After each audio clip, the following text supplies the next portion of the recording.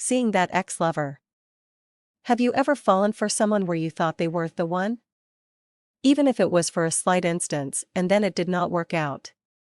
Even worse, have you ever fallen for someone who just ended up crushing you and leaving you in a state of confusion and bitterness? Well, why is it that sometimes after having gone through so much turmoil and pain, that life keeps putting that person right in front of us, as if trying to mock our emotions? My story is quite similar to many other women and men out there, a story of rejection, pain, and just mere chaos. It was only a few years ago, and yet every day I can remember the feelings that I felt and the memories that I experienced. I must say, it is not easy.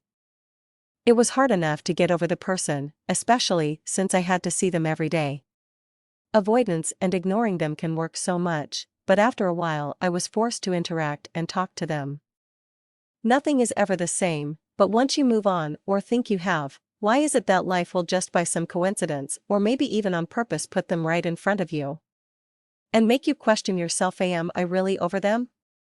Is this a sign that it can work? Could there be a future for us? Could he love me back? And the questions go on, but at the end of these questions you go back to your old state of feeling confused and bitter. You end up feeling chaotic. For the question still lies: am I ever going to get over them?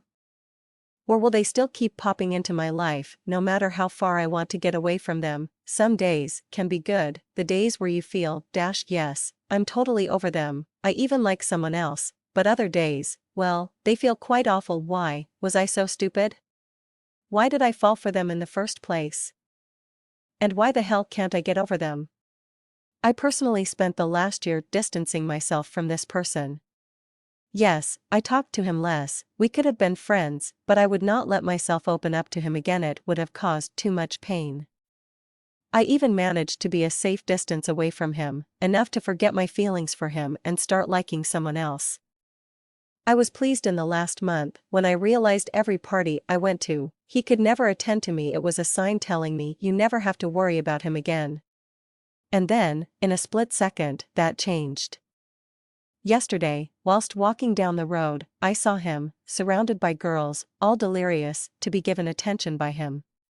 I would have normally pulled off a smile sometimes. Pretending you are happy and over it can make you actually believe it yourself, but I did not. Instead I froze, and a big lump arose in my throat, and I began questioning my feelings for him.